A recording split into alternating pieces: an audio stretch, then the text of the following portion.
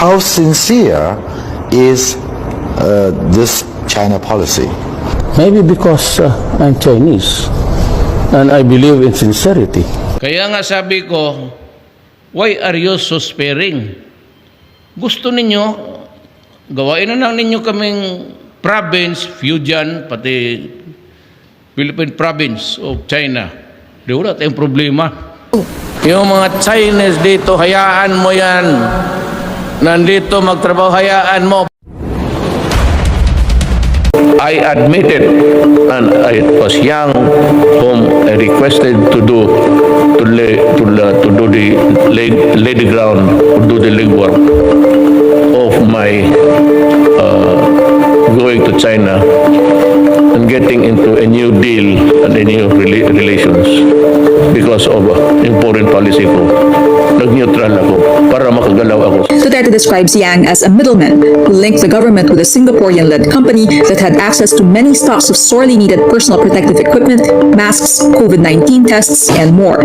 Duterte was likely referring to Pharmaly International Holding Company, whose local subsidiary, Pharmaly Pharmaceutical Corporation, bagged at least 8.7 billion pesos worth of government contracts related to pandemic response. Lahat ng negosyante na Chinese, natural born dito sa Pilipinas o from China, pagka dumikit sa akin dyan, politiko ako, ma'am. Para sa akin, boto. At contribution sa eleksyon. Pera. Kailangan mo sa eleksyon, pera. Prangkahan tayo. Boto pati pera. Planong ipatawag sa pagdinig ng Kamara kaugnay sa bilyong-bilyong pisong nasabat na droga sa Pampanga ang dating economic advisor ni dating Pangulong Duterte na si Michael Yang. The Representative Ace Barbers, pinatawag nila si Yang para alamin po ang kaugnaya sa dating Pharmaly executive na si Lincoln Ong na nabisong isa rin sa mga incorporator ng kumpanyang Empire 999 na nagmamayari naman sa mga warehouse kung saan natagpuan ang droga. So gusto po nating malaman, alam din po ba yon ng dating Pangulo na mismo economic advisor niya ay involved sa illegal drug trade? Really sure? We had lots of evidence po dito sa hearings sa Kamara. Produce one now. The records of the House of Representatives can suffice. He's going around until now and making friends with everybody. Lahat ng mayor yan dinedicate. Ganon ang mga in-check.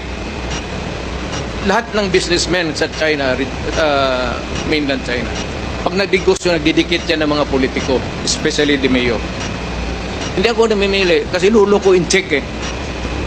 So ano bang problema ko maglapit nandito, puro kriminal?